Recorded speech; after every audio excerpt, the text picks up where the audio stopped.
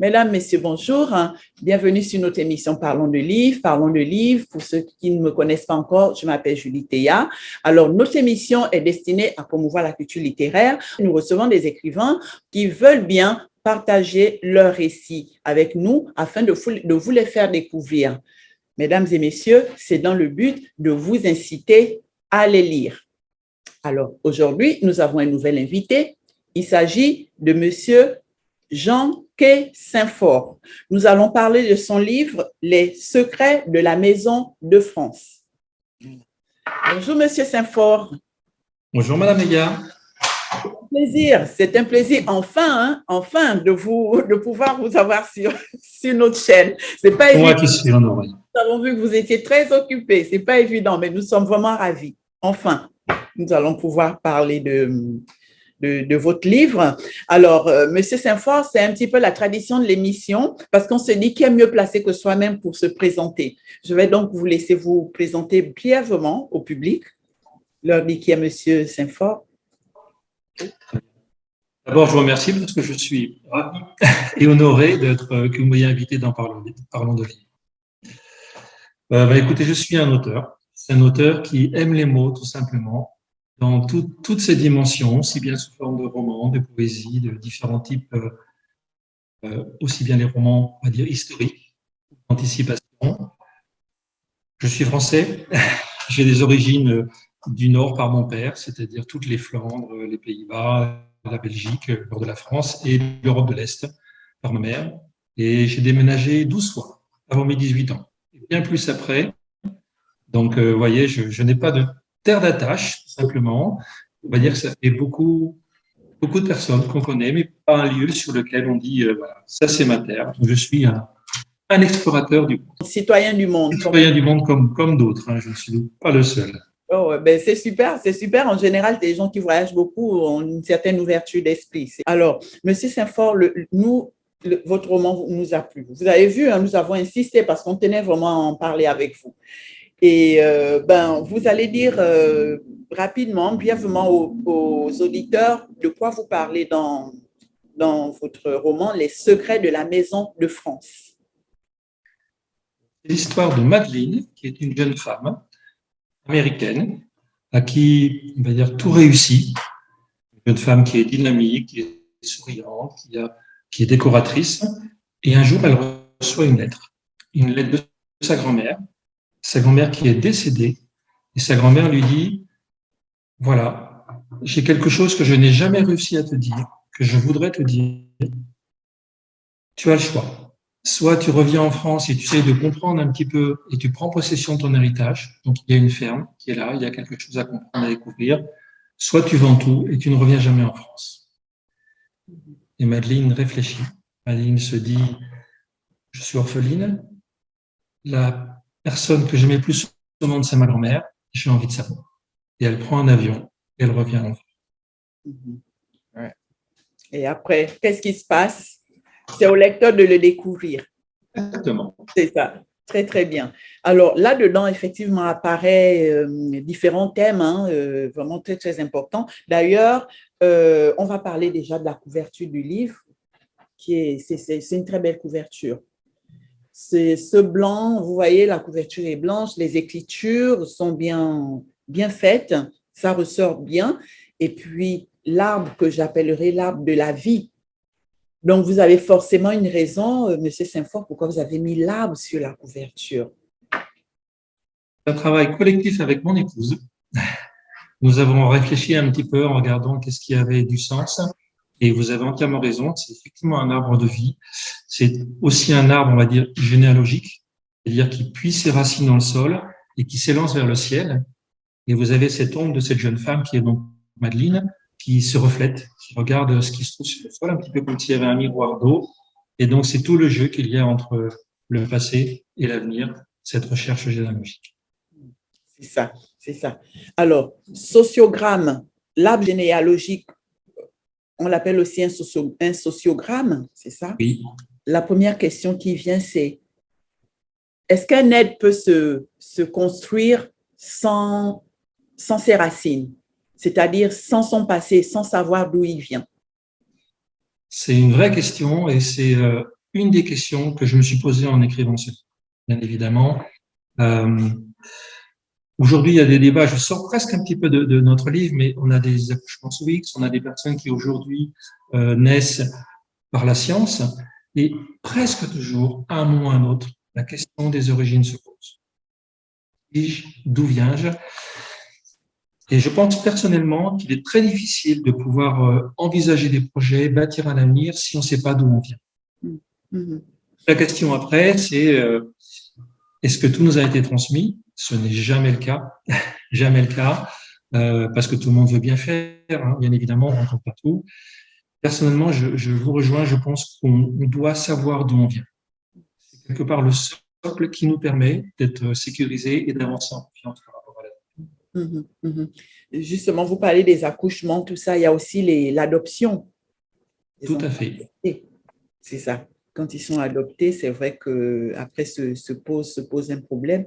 Mais tout compte fait, vraiment, ce livre, il nous apprend plein de choses aussi. Le livre, c'est très intéressant dans la mesure où il y a ce problème de généalogie. C'est effectivement prouvé, hein, des psychiatres, des psychanalystes, tout ça le disent, que des fois nos mots, hein, ont pour source ce qui s'est passé dans nos familles.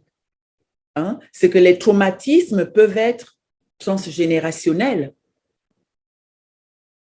Alors, c'est tout l'équilibre qu'il y a entre généalogie, c'est-à-dire je recherche des actes anciens et personnellement, j'ai franchi l'étape de rencontrer toutes les personnes, je dirais, de ma famille, et notamment les personnes plus âgées, parce que les histoires de vie sont les plus extraordinaires, et la psychogénéalogie. Psychogénéalogie qui essaie de se dire pourquoi est-ce que cette personne-là n'est peut-être pas si bien que ça dans sa vie, pourquoi est-ce qu'elle peut rencontrer une difficulté, pourquoi est-ce qu'elle est pas ouverte comme elle pourrait l'être. Et à partir de là, se pose la question effectivement, est-ce qu'il n'y a pas quelque chose qui s'est passé dans sa vie, de ses parents, de ses aïeux? C'est un terrain qui est glissant, c'est un terrain qui est délicat, parce qu'on peut très bien avoir des dérives en se disant, on a même des histoires de faux souvenirs parfois. Mais en même temps, ça m'interpelle beaucoup. Ça m'interpelle beaucoup. Je ne vois pas comment quelque chose qui a marqué la vie d'une personne pendant peut-être des années, peut-être toute sa vie, qui n'a pas réussi à dire, à un moment ou à un autre, ne marque pas ses enfants. Je ne vois pas comment c'est pas possible. Et je pense que ce livre touche aussi à des questions de résilience, à des questions qui me passionnent. Je pense à des auteurs comme Boris Cyrulnik et d'autres qui ont travaillé ces questions. Mhm. Mhm. C'est tout à fait. Parce que Madeleine, donc, le personnage principal de votre roman, elle hérite effectivement de la ferme, tout ça, des biens matériels. Mais Oui, il y a quand même quelque chose de plus très important. C'est cet héritage, l'histoire de, voilà, où la mamie lui laisse quand même, voilà, cet héritage qui est plus précieux que la ferme, que, voilà. D'ailleurs, bien la sûr. ferme qu'elle est prête à vendre, Tout à voilà. fait. Mais c'est pour dire que l'héritage le plus précieux quand même, c'est ça. C'est savoir d'où l'on vient, c'est l'histoire de la famille, notre arbre généalogique. Ouais, dans son cas, elle a pu Oui. effectivement le constituer. Et quand il s'agit des enfants adoptés, à un moment, vous dites, je crois que c'est en page 115, vous, au niveau de la France, qu'est-ce qui se passe par rapport à l'ADN? Il y a interdiction de faire des tests ADN en France ou Oui, c'est vraiment interdit? tout à fait. Il y a des débats éthiques qui sont très actuels, très importants. Et effectivement, la France n'est pas prête à autoriser officiellement les recherches ADN. Donc, il y a beaucoup de recherches qui se font par les États-Unis, par la Belgique, je veux dire de manière un petit peu détournée. Il y a une grande culture et une crainte en France aussi de ce que vont devenir quelque part ces informations-là. Est-ce qu'ils ne vont pas être récupérés par des grands laboratoires et tout ça? Voilà, il y a quelque chose qui est un petit peu éruptif chez les Français voilà, qui part de rébellion par rapport à ces questions-là. J'avoue que je suis partagé. Moi-même, je suis extrêmement intéressé et je n'ai pas franchi de pas de faire une recherche ADN qui pourtant permet aujourd'hui, alors que je suis remonté très très loin sur le plan généalogique, de faire des découvertes parfois très surprenantes. Exact. Ici, c'est fréquent, hein, vous devez le savoir. Ici aux Tout États-Unis, à c'est fait. fréquent. Hein. il y a plein de cabinets, même privés, hein, qui le font, quoi, qui font des tests ADN. Et les résultats, je ne vous dis pas, sont impressionnants. Impressionnants. Moi, il nous montre en nous rattachant généralement à des communautés d'origine et tout ça, à quel point on est profondément différents, mais fondamentalement aussi profondément les mêmes. C'est-à-dire, quelque part, il y a l'arbre de l'humanité. Quels que soient les pays où on se retrouve aujourd'hui, dès qu'on monte un petit peu, on a toutes les origines qui se retrouvent. Il y a une part de fraternité quelque part aussi dans ça. C'est une belle idée et il ne faut pas qu'elle soit dévoyée, effectivement, au niveau de l'ADN. Exact. C'est vous dire que, quelle que soit la couleur, le sang, c'est quelque chose. Hein. Le sang, c'est quelque chose. Tout à fait. Autour de moi, j'en connais hein, qui sont comme moi et puis qui se rendent compte qu'à 2 générations plus tôt, les parents étaient blancs, les grands-parents étaient blancs, tout ça. C'est vraiment, c'est très, très, très bluffant. Très je ne suis pas étonné et c'est une vraie leçon d'humilité pour nous tous. Une vraie leçon d'humilité, je veux dire, c'est la meilleure des armes contre le racisme, contre, je veux dire, le rejet de l'autre, quels que soient les motifs qu'il peut y avoir. Voilà, on a un arbre commun. Tout à fait. Savoir d'où l'on vient, savoir que les racines sont là, même si après elles se séparent, mais il y a une racine. C'est vraiment l'ADN. Mais à un moment, vous nuancez, je ne sais pas trop, je voulais vous demander, vous parlez du test ADN mitochondrial et le test du lien de filiale. Je ne vais pas rentrer dans tous les tests ADN parce que c'est très complexe. C'est vrai que selon le type de test que l'on fait, il y a des résultats qui sont plus sur la branche maternelle ou la branche paternelle. Il y a des tests qui permettent d'aller plus loin au niveau des groupes d'origine, des groupes ethniques d'origine, ce qui permet de retrouver un petit peu des aires géographiques, et d'autres qui sont plus faits pour savoir si, par exemple, les parents, les grands-parents sont bien les vrais parents et grands-parents biologiques d'une personne. Donc, en fait, tout dépend de ce qu'on recherche. Tout dépend de ce qu'on recherche. Et on peut se tromper de test en se disant, tiens, je vais pouvoir découvrir telle chose, et on fait le mauvais test. Donc, il faut prendre le temps de se renseigner, découvrir la question qu'on a lorsqu'on veut passer un test. C'est toujours une question qui est là. Ce récit est vraiment très, très, très, très captivant. Vraiment très captivant. C'est bien écrit, c'est écrit simplement, mais c'est captivant parce que franchement, les sujets que vous relatez, que vous soulevez, nous interpellent. Vraiment interpelle le lecteur. Et le récit, c'est un roman, hein? On sait, même si on parle d'ADN, mais c'est vrai que c'est un roman, mais le roman, l'histoire est tellement bien ficelée que on est en suspens, le début à la fin, on veut savoir, on continue, on veut vraiment aller, voilà. On ne veut pas le laisser, quoi. On veut aller jusqu'à la fin et voir. Il est vraiment très, très, très captivant, le récit. Et il y a ce personnage qui est très attachant, hein? Andrea. Personnage très, très attachant. Tout à fait. Oui, c'est comme quoi, bon, il y a aussi, on parle d'amour, hein? C'est vrai que dans les thèmes que j'ai relevés dans le livre, il y a le mensonge, les secrets familiaux, hein? Il y a justement la généalogie. Et il y a des transmissions, des traumatismes. Dans le cas de Madeleine, elle s'est posé la question à un moment avant d'aller consulter la psychogénéalogiste. Généalogie, tout à fait. Figurez-vous que moi, c'est dans votre livre que je le découvre, moi, qu'il existe des psychogénéalogistes. Issus de la famille, effectivement, des psychologues et des psychiatres. Vous attirez l'attention sur Andrea. En fait, Andrea, tout comme Madeleine, est lui aussi confronté à son histoire et à un choix. Et Andrea, c'est quelqu'un qui est un petit peu différent des autres. Oui, c'est différent des autres et pour qui le contact avec les autres n'est pas facile. Et comme Madeleine, à un moment, elle dit, allez, j'ose repartir en France.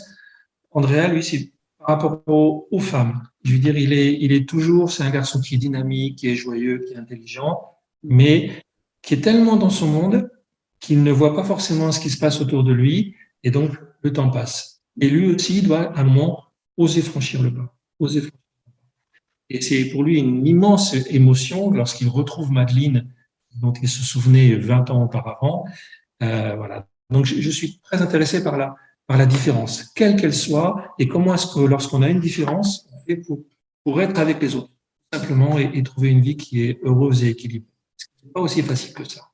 C'est vrai, c'est vrai. Vous expliquez un petit peu aux auditeurs, c'est quoi le syndrome d'Asperger? C'est- Alors, le Comment? syndrome d'Asperger, donc là, je n'ai pas été jusque-là. C'est-à-dire, ce sont des personnes qui généralement sont plutôt, on va dire, très intelligentes, euh, mais ont une forme d'autisme.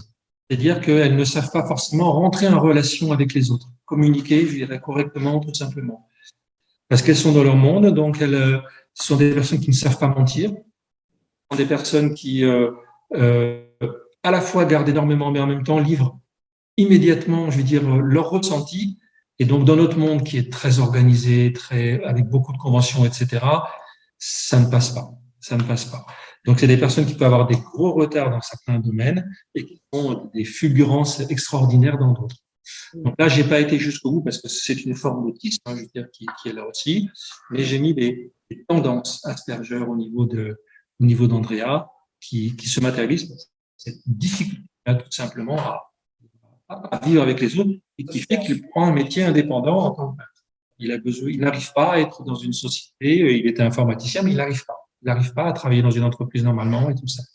Oui, c'est ça. On dit, bon, c'est des personnes effectivement sur l'eau et Oui, en l'occurrence, c'est le cas. Il est effectivement sur bon, en parenthèse, ça m'a fait penser à Elon Musk parce qu'on dit qu'il est un peu autiste. Est-ce que à créer des Tesla et compagnie, voilà, on ne sait pas. Il y a un petit peu de ça, forcément, parce que ça part complètement, ça peut partir n'importe où, je veux dire, hein, de manière, voilà, Il va aller dans l'espace, voilà, un peu dans leur monde, quoi, dans leur bulle. Tout. voilà. Oui, oui, oui. Mais bon, en même temps, on dit que c'est des personnes vraiment qui créent, hein, qui ont une imagination très débordante Oui. et avec Est-ce beaucoup. qu'on est prêt à leur laisser la place aussi, ce qui n'est pas toujours aussi simple que ça, parce qu'il y a tous les jeux de jalousie, de convention qui sont. C'est vrai que Andrea, comme je disais, personnage très, très attachant. Euh, le mot, la lettre faite à Madeleine, très émouvante. J'ai vraiment, ça m'a pincé le cœur parce que c'est pas non plus évident. Vous savez, vous êtes amoureux comme ça et puis dévoiler quand même, c'est son intimité. Aller dire à quelqu'un que voilà, vous êtes peut-être autiste, que vous êtes. C'est vrai que cette partie m'a Je, vraiment.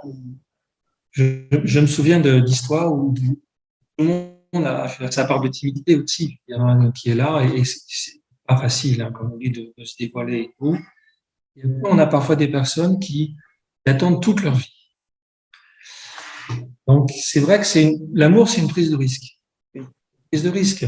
Et ça peut mal se passer, on peut en être malheureux après. Mais ce qui est sûr, c'est que si on ne prend pas ce risque-là, rien ne va se passer. Donc, il y a oser, tout simplement oser franchir le pas. Et ça en vaut la peine. Oui, oui, oui, ça en vaut la peine. Vraiment, en lisant ça, je me suis dit, c'est vrai, ça en vaut la peine. Parce que votre récit est tellement bien fait, vous savez, tout de suite, vous ne nous donnez pas les solutions, vous ne nous donnez pas vraiment l'aboutissement. Donc, on lit, on se pose des questions, qu'est-ce que ça va devenir? Que va devenir ces relations? Mais lui, dans son état, comment va-t-il faire parce qu'en lisant quand même, je me demandais, bon, c'est vrai, hein, quelqu'un qui a ces symptômes, c'est machin, mais finalement, c'est peut-être pas à faire confiance, puisque ben, ça changera à chaque fois, tout ça. Et quand j'ai vu après cette lettre ouverte, je me suis dit, touché. Vous avez touché votre lecteur là. Vous voyez? Oui, vraiment Merci. touché, touché. C'est vrai qu'aujourd'hui, il y a des applications, il y a Internet, on n'écrit plus de lettres d'amour, et c'est peut-être dommage.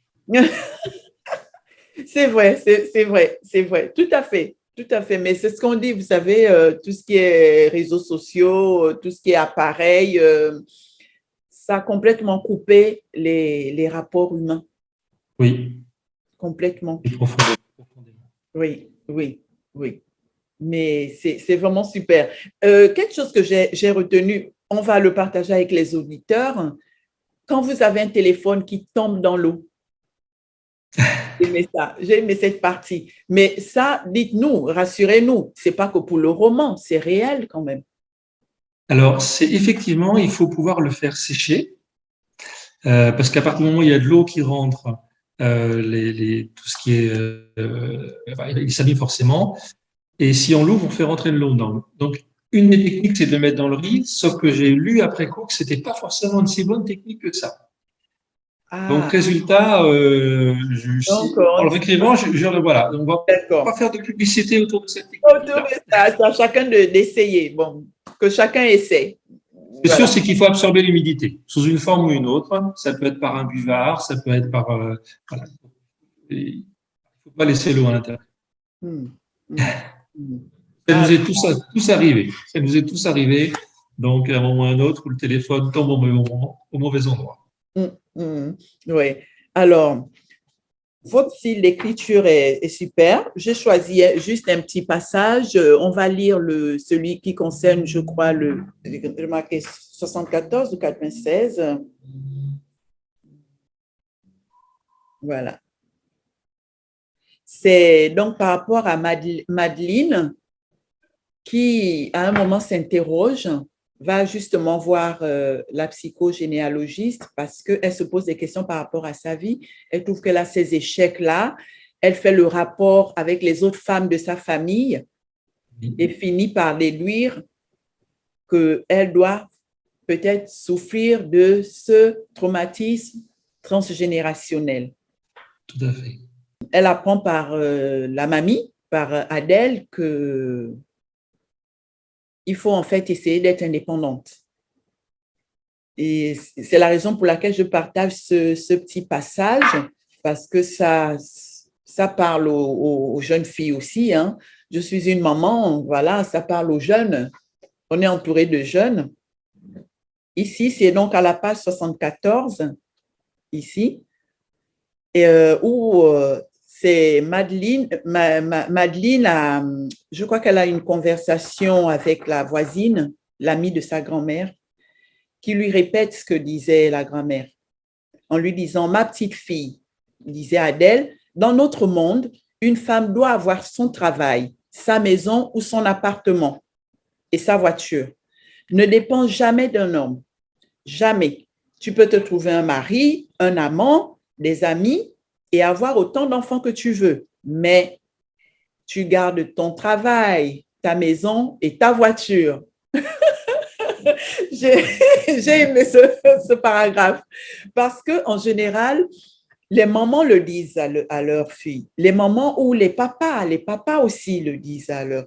Moi, j'ai grandi, mon père me le disait, c'est vrai, bon, c'était pas auprès, tu gardes ta maison, ta voiture, mais il me disait ça, il me disait, ma petite fille, ton premier mari, c'est ton travail. Mon père me le disait. Alors, quand j'ai lu ce paragraphe, je dis oui, c'est universel finalement. C'est C'est universel. quelque chose que je crois profondément. Il y a aussi une question de génération où, effectivement, on veut dire, une époque où un homme qui avait réussi devait, quelque part, sa femme même, parfois, ne devait pas travailler. Et aujourd'hui, le monde a tellement éclaté, et à partir du moment où on parle et d'égalité, mais aussi, j'irais, d'injustice, parce que c'est vrai que les couples se font et se défont parfois, malheureusement aussi, qu'on soit un homme, qu'on soit une femme, il faut avoir les outils par l'éducation, par son travail pour être indépendant. C'est quelque chose que je crois vraiment, vraiment profondément. Et même dans un couple, il y a soi, il y a nous, il y a l'autre. Donc, il y a trois personnes. C'est important, très important que chacun puisse avoir aussi, je veux dire, ce qui lui est propre en tant qu'idée, en tant que rêve Non? et en tant que bien aussi, tout simplement, je veux dire, au niveau du travail, parce que c'est le travail qui donne aussi l'indépendance. Mhm, mhm. C'est ça, c'est ça. Parce que sinon, on perd tout. On perd tout. Hein. Une femme se retrouve toute seule. Bon, il n'y a plus le mari. Qu'est-ce qui se passe? Voilà. Les fins du mois, il faut les assurer. Faut. Voilà. Ça. Même avec la bonne volonté, au début, tout le monde est amoureux et tout ça. Et puis, voilà. À un moment, la vie fait que, je veux dire, ça se passe pas forcément comme on voudrait. Il peut y avoir des accidents graves de vie. Et Alors, j'ai essayé de le mettre un petit peu sous forme d'humour, évidemment, mais c'est quelque chose que je crois profondément. Mhm, mhm, mhm. Ah là là, c'est vraiment super. Maintenant, avec du recul, Monsieur Saint-Fort, avec du recul, quand vous repensez à votre roman, ou peut-être que vous vous souvenez quand vous l'avez écrit, est-ce qu'il y a un message que vous vouliez faire passer ou alors dire aux auditeurs, il y a quelque chose que vous voulez qu'on retienne? Voilà, quand on voit le livre, après l'avoir lu, le temps passe, il y a quelque chose que vous vouliez vraiment que le lecteur retienne, quel que soit le sujet, hein, que ce soit dans la Oui. généalogie, voilà, dans les mensonges, dans les secrets, ou même dans l'amour, le couple, voilà, Madeleine et… Vraiment, je ne l'ai pas construit pour mettre en place un message, mais c'est vrai qu'il s'est dégagé, et y compris par rapport à moi-même, en se disant, il ne faut pas qu'on reste prisonnier soit des conventions, soit des contraintes qu'on peut avoir dans la vie. On peut avoir des rêves à accomplir. Et parfois, il faut un petit peu se forcer, il faut oser franchir un pas, il faut oser dénouer des situations. On peut les mettre de côté, hein, parce qu'on peut aussi parfois avancer, mais je dirais c'est ça, c'est oser. Oser tout simplement et se dire que la vie, c'est pas uniquement ce que tout le monde nous dit de faire aussi, c'est peut-être ce qu'on a au fond de soi et qu'on a envie d'explorer et d'ouvrir pour le monde. Mhm. Tout à fait. Tant que le bien-être ou la sécurité des personnes à côté n'est pas menacé, effectivement, Tout à fait. il y a pas de raison. Mais vraiment, l'on retient. Moi, je sors d'un roman comme celui-là. C'est vrai, c'est un roman, mais on ne peut que penser effectivement à notre vie de tous les jours. Comment, à quel point c'est important. L'être humain ne peut vraiment pas se construire, se faire sans son passé. Comme on dit, sans sa source, sans savoir d'où il vient, tout ça. C'est, comme on dit, c'est ce qui explique aussi un petit peu. À un moment, vous avez fait une petite comparaison euh, avec un notaire. Parce que Oui, le notaire lui-même, à la page 49, si je me souviens bien, a dit les haines hein, peuvent perdurer pendant des générations. tout à fait. Hein. Je reviens un petit peu sur la grand-mère et je vais parler du notaire. La grand-mère est assistante sociale, c'est-à-dire que c'est une personne qui est habituée à travailler sur les secrets et qui est le secret professionnel, le devoir de réserve, c'est quelque chose qui est très important pour elle et elle est confrontée à ça dans sa propre famille et elle-même n'arrive pas à franchir le pas. En fait, on a tous nos fêlures quelque part, nos fêlures, et on n'est pas forcément des êtres rationnels toujours. Donc c'est vrai que j'ai été confronté un petit peu à ça et Adèle a voulu bien faire. C'est-à-dire, elle a dit, je vais protéger ma petite fille. Protéger ma petite fille parce que je l'aime, parce que ça, c'est quelque chose qui fait du mal, c'est du passé, on va tourner vers l'avenir. Et en voulant bien faire, paradoxalement, ça se retourne contre sa petite fille. Alors, c'est pour ça qu'on veut parfois aider, mais je crois qu'à un moment ou à un autre, il faut oser dire les choses avec franchise. Oser les dire. Je dis pas que j'ai raison toujours. Je dis pas que j'ai raison par rapport à ça, et j'ai pas la vérité là-dessus, mais je pense qu'on a intérêt quand même au maximum à éviter les non-dits, les choses qui mettent, même en voulant bien faire, même en voulant bien faire. Comme vous dites, on n'a pas la vérité, vous savez, parce que c'est au cas par cas, hein, finalement. Exactement. Parce qu'en lisant, je me suis quand même posé la question, je dis, est-ce qu'il faut systématiquement dire la vérité? Comme vous dites, Adèle, elle y a réfléchi. La preuve, le mari était pour qu'elle le dise, mais elle, en réfléchissant, elle voulait Tout protéger à sa fait. petite fille. Ce n'est pas non plus évident, vous savez. Vous avez les parents, vous adorez le papa, et puis un beau jour, vous le vent vous dit non, finalement, non, c'est pas, c'est pas. Ouais. Mais bon, c'est bien parce que ça fait réfléchir. Il faut qu'on se pose ce genre de questions. C'est important. Et le notaire, forcément, on lui a une expérience par rapport à tout ça, parce qu'il voit les familles défiler qui sont là, et il se rend compte à quel point les émotions peuvent exploser pour un petit détail. pour un petit détail, c'est-à-dire que il y a tellement de choses qui sont rentrées dans une famille que, par exemple, il y a un vase qui vaut rien du tout, mais tout le monde veut ce vase-là et les gens se déchirent. Mm. Voilà. Mm. Donc, il y a pas forcément d'égalité, d'équité, parce qu'il y a trop de ressenti. Donc, ce qui est le plus important pour moi, c'est, je dirais, la transmission de l'histoire familiale. Parce que c'est ça qui rassemble, au-delà des biens. C'est ça qui fait qu'on a une identité commune et qu'on on se retrouve, je dirais, dans un monde plus proche, plus fraternel. Ça nous sauve quelque part. Tout à fait, tout à fait. Voilà, voilà, hein, mesdames et messieurs, hein, découvrez bien, lisez ce livre, vous ne serez pas déçus, hein, c'est très, très, très captivant. Les secrets de la maison de France, ça nous fait réfléchir. Ça fait vraiment réfléchir. C'est tout simplement un problème existentiel humain parce que les feelings de chacun, ce qu'on ressent, voilà, sont mis à l'épreuve.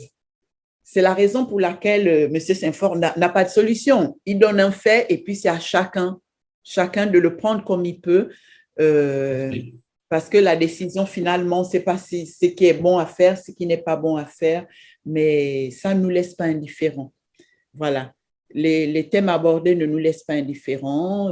On a besoin de réfléchir à ça parce que c'est très, très important. Monsieur Saint-Fort, avant qu'on ne se quitte, vous dites aux auditeurs où se procurer, où est-ce qu'on se procure votre livre? Alors actuellement, il est essentiellement accessible sur les boutiques en ligne.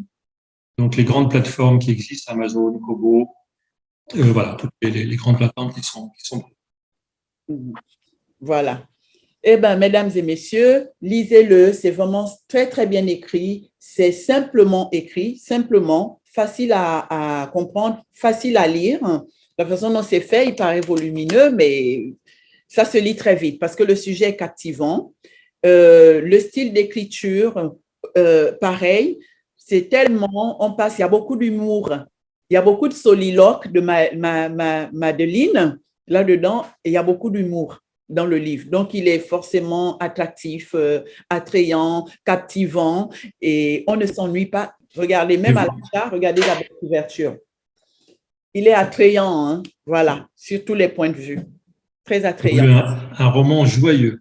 Joyeux, même si on touche de thèmes qui sont effectivement délicats et profonds, légers, mais joyeux. Voilà, très bien. Un grand merci à vous, M. Saint-Fort. Vraiment merci. Merci beaucoup, ce roman. Vous nous faites passer un moment très agréable. Et aussi, merci pour cet échange. Voilà. Et mesdames et messieurs, nous vous remercions de nous avoir suivis. N'oubliez pas, vous achetez un livre, allez sur les sites de vente des écrivains, laissez des avis. C'est très, très important pour les écrivains. Voilà. Merci pour ce rappel. C'est très, très vrai. C'est très, très vrai. Voilà. Merci à vous. On se dit à très bientôt. À bientôt. Alors, mesdames et messieurs, nous venons donc d'écouter avec grand plaisir M. Jean-Quay Saint-Fort par rapport à son livre « Les secrets de la Maison de France ». Alors, il apparaît dans ce roman vraiment des sujets très, très, très importants, hein, on dira des sujets existentiels, sachant que chacun de nous, nous venons de quelque part, nous venons d'une famille. C'est la raison pour laquelle un arbre généalogique est toujours très, très important dans une famille. L'arbre généalogique ou sociogramme, comme on dit. Pour parler du livre, dans le cas de Madeleine, donc Madeleine se rend compte que voilà, elle a remarqué que les femmes dans sa famille se sont toujours retrouvées seules. Elle c'est pareil, elle prend de l'âge, comment ça se fait, elle n'est toujours pas mariée, il n'y a pas d'homme à côté, tout ça. Alors qu'est-ce qu'elle fait? Elle allait consulter une psychogénéalogiste. Et c'est la psychogénéalogiste qui l'a donc conseillé de s'intéresser à son arbre généalogique et aussi savoir ce qui s'est passé dans sa famille avant. Est-ce qu'elle connaît l'histoire de sa famille? Elle se rend compte, quand décède sa grand-mère, elle se rend compte effectivement qu'il y a des secrets de famille, qu'il y a eu des mensonges, voilà, des secrets de famille qu'elle cherche à élucider. Comme quoi c'est vraiment, vraiment important. Et quand elle découvre ces secrets de famille, elle se rend compte qu'il y a eu des dépressions, voilà, qui se sont comme ça accumulés, qui se sont répétés, voilà, donc traumatisme ou dépression transgénérationnelle. Et pourquoi c'est important en fait de découvrir? Parce que on dit il faut en prendre conscience, et quand on en prend conscience, eh ben, on cherche à s'en sortir. Il faut toucher le point, en parler et puis voilà, demander de l'aide. Les psychothérapeutes voilà, sont là pour ça, et c'est son cas. Elle a donc travaillé là-dessus.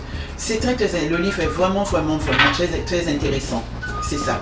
Des enserrements familiaux qui peuvent étouffer. Et puis il faut chercher à savoir. Profitons-en quand on a des grands-parents, tout ça, poser des questions, chercher toujours, essayer de savoir ce qui s'est passé voilà, dans les générations antérieures. Et ça nous aide à comprendre un petit peu aussi, que ce soit le présent ou le futur. Donc voilà, c'est pas inutile, c'est très important de connaître son arbre généalogique et aussi les histoires qui se sont passées au sein des familles, voilà, dans les générations antérieures. Voilà, mesdames et messieurs, le livre est super bien écrit, très captivant, lisez-le. Nous vous remercions de nous avoir suivis. Si vous aimez Parlons de livres, vous aimez notre contenu, n'hésitez pas, abonnez-vous, subscribe, et comme ça, vous serez avertis automatiquement des prochaines vidéos. On se dit à très bientôt. Merci.